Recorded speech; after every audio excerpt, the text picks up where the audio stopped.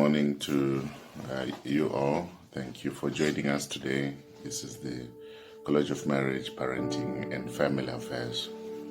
And so today we want to address this whole aspect of why affairs take place in marriage. In my work with many people, I have observed that there is a lot of pain in marriages where somebody has been cheated. And so we want to look at why these affairs take place. We are the College of Marriage, Parenting and Family Affairs, and we're happy to be joining you as we discuss about family issues. Our desire is to keep people with the skills and knowledge to help them enjoy family life. And so today is part one of this whole issue of affairs in marriage. And we'll focus on why do affairs happen in marriage. It's interesting that when we get married, our marriage vows go something like this: to witness that I, justice in my case, do take you, Pamela, to be my lawful wedded wife, to have and to hold from this day forward, for better, for worse, for richer, for poor, in sickness and in health, to love and to cherish until death separate us, according to God's holy law, and I hereby give you my promise. So we promise each other that we'll be together in sickness and health, you name it. The thing that then surprises us as we're talking about affairs in marriage is, why then cheat on your spouse?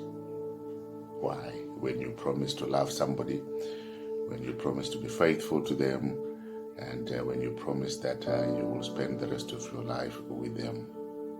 We will cover today in this first episode on affairs in marriage. We'll cover what is an affair. We'll talk about types of affairs, possible reasons for the affairs. So 3 things we will look at this day.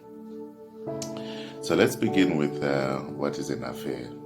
So an affair is something that is a sexual relationship, or it can be a romantic friendship, or a passionate attachment between 2 people without the attached person's significant other knowing. And that's very powerful. So there is a sexual relationship, there is a romantic friendship, there is a passionate attachment to somebody else without your significant other knowing.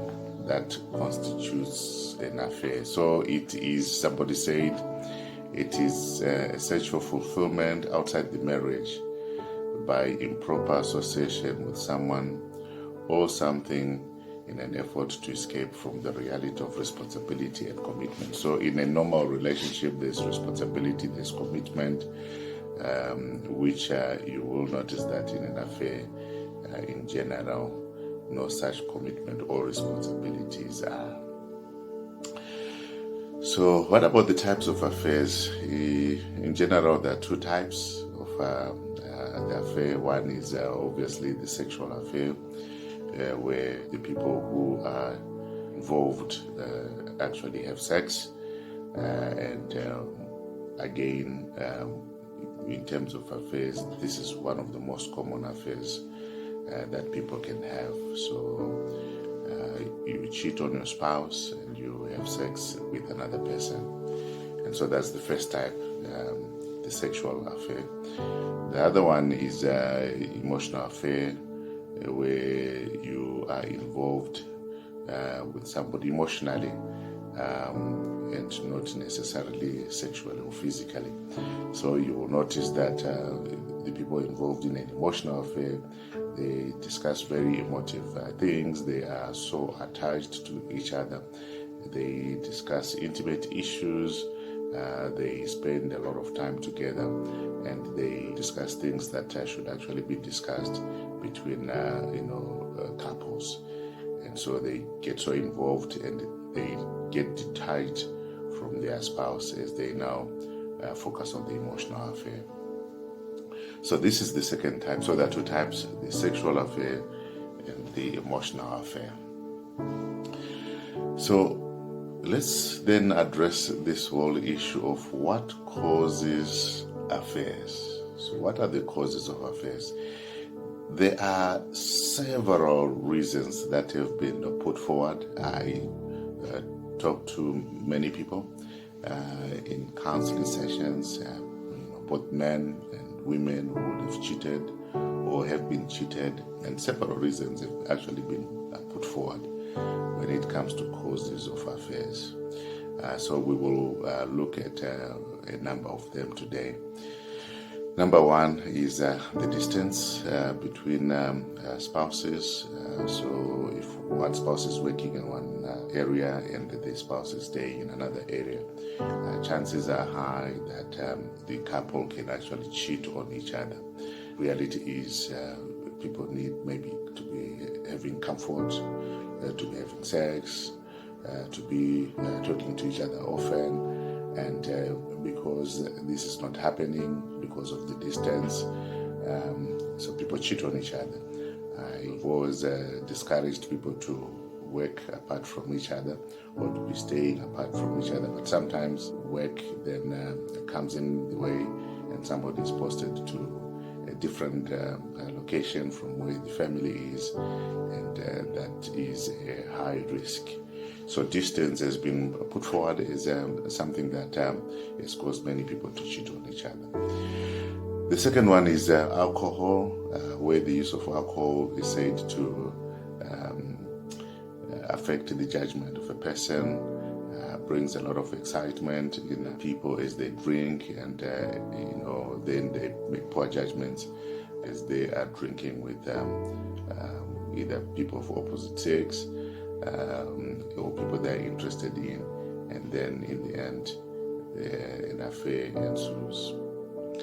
Third reason is lack of boundaries. Again, this is a common one. So people discuss issues which they shouldn't be discussing with somebody of perhaps opposite sex, or somebody who they have feelings for, and in the end one thing leads to another.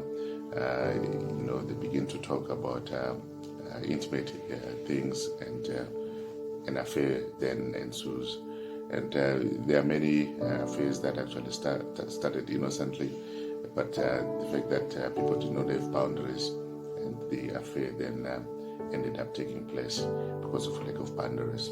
I'm just talking about these things, friends, so that we can actually safeguard our marriages, as marriages are under attack and affairs are now common at the moment. Another thing is lust. Lust is a huge one. The tendency of the flesh yearning to have sex with another person who is not their spouse. I remember talking to somebody who said to me that the fact that you have been, they put it like this, you've been having chicken every day, sometimes it's good for you to have something else, some other form of relish, and in the end they feed onto their lust, and they find themselves having an affair. And so lust is a huge one, and lust is just a function of the flesh, that the flesh desires to have its way. So we need to be careful if we are to avoid affairs in our marriages, to ensure that we do not succumb to lust. One common reason is lack of self-control, and when we're talking about self-control, is the capacity to restrain yourself rather from your own passions and appetites. So lust is there, you feel like you want to this affair so much, you're feeling attracted, and you fail to control yourself. In fact, I do believe that everyone at some point in time will be tempted, but self-control is so important. And if you can control yourself, chances are very high that you will not be able to succumb to the temptations of that sexual lust. So self-control is a huge one, and lack of it can cause affairs. The sixth one here is failing to resolve issues at home or issues in the marriage. So it has been discovered that when a marriage is frosty, when the ambience in the marriage is such that people are just fighting, they are not having the skills, the tools necessary to be able to resolve issues, they will eventually draw apart, and when that happens, it becomes a cocktail for a proper environment for an affair to take place. So couples need to be able to resolve issues. And if they don't have skills, it's good actually to go and talk to somebody who will be able to assist you to ensure that you resolve the issues that are there between you. Issues that are left unattended for a long period of time, they'll come back to haunt you. You will eventually notice that these issues can cause you to have affairs, even if you were not prepared. I know of somebody who had sexual problems, which is the next point here, which is also part of issues in marriage. So they had sexual problems for a long period of time. And this guy was complaining, saying that my wife seems not to understand that our sexual appetites are different. I've been telling her that I'm not enjoying sex, or the sex is not enough. And this was not attended for a long period of time until the person decided to cheat. This goes to both sexes, either male or female. We also know of a female who cheated because the husband was not addressing the fact that he was not satisfying her in bed, despite her, talking to him continuously and asking for them to seek help. He didn't bring himself to the point of actually going for help, and an affair ensued. Number 8, revenge cheating is a huge one. People revenge. They've been cheated by their spouse, and so what do? Out of anger, out of rage, they go and they actually also cheat. And I've seen both men and women doing that. They look at the affair that has happened when they discover it, and they say, well, you think I'm also not capable of having an affair? Hear this, I will show you that I can. And so they cheat. Number 9, which is also a very important thing here, is just the thrill of the affair. It is something that has been said often, that if you date, if you become unfaithful in general, because there are no responsibilities with the other person, that thrill is something that leads people to having affairs over and over, and there are no responsibilities, there's nothing to worry about, and so people go out there and they say we are enjoying. So the thrill also causes an affair. But finally, the last point I would probably raise here is when everything has been said and done, my view is that an affair boils down to choices which people make, despite all the problems which we have spoken about, issues to do with distance, with alcohol, lack of boundaries, lust, etc. At the point of having the affair, somebody has a choice. So the choice to be unfaithful when everything has been said and done, in my view, it is the greatest cause of affairs in marriage.